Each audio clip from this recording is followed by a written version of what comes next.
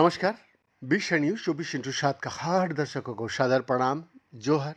दर्शक, एक बार आप लोग सोचिए, सीखने का सबसे प्रभावी तरीका में से एक है दूसरे की नकल करना।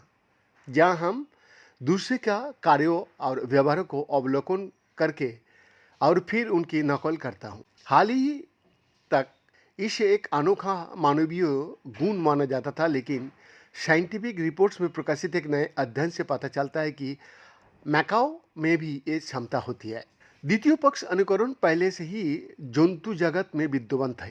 तोते मानव वाणी और क्रियाओं को नकल करने के लिए अपनी क्षमता के लिए प्रसिद्ध है, और चिंपैंजी जैसे प्राइमेट मानव प्रदर्शनकर्ता को देखकर पहले का डिब्बा खोलना सीख गया है।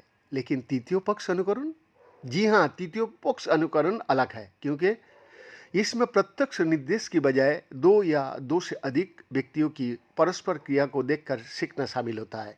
इस संदर्भ में वैज्ञानिकों ने इस अध्ययन के लिए नीले गले वाली मैकाओ को इसीलिए चुना क्योंकि वो जंगल में जटिल सामाजिक समूहों में रहता है, जहां उन्हें जल्दी से घुलने मिलने के लिए नए व्यवहार सीखने पड़ता है।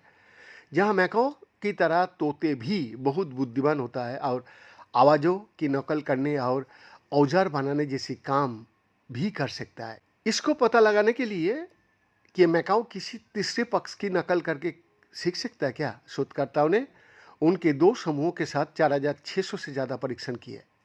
परीक्षण समूह में इन पक्षियों ने एक दूसरे मैकाओ को इंसान के साथ को संकेत का जवाब में 5 अलग अलग लक्षित क्रियाओं में से एक करके दिखाया। एक क्रियाएं थी पंख फुलाना, शरीर घुमाना, आवाज निकालना, पैर उठाना या पंख फरफराना। नियंत्रण समूह में मैकाओ को वही हाथ का संकेत दिया गया, जबकि उन्होंने कभी किसी दूसरे पक्षी को ये क्रियाएं करते नहीं देखा। बीएन का एक्सक्लूसिव रिपोर्ट, 20 न्यूज 24/7 रांची।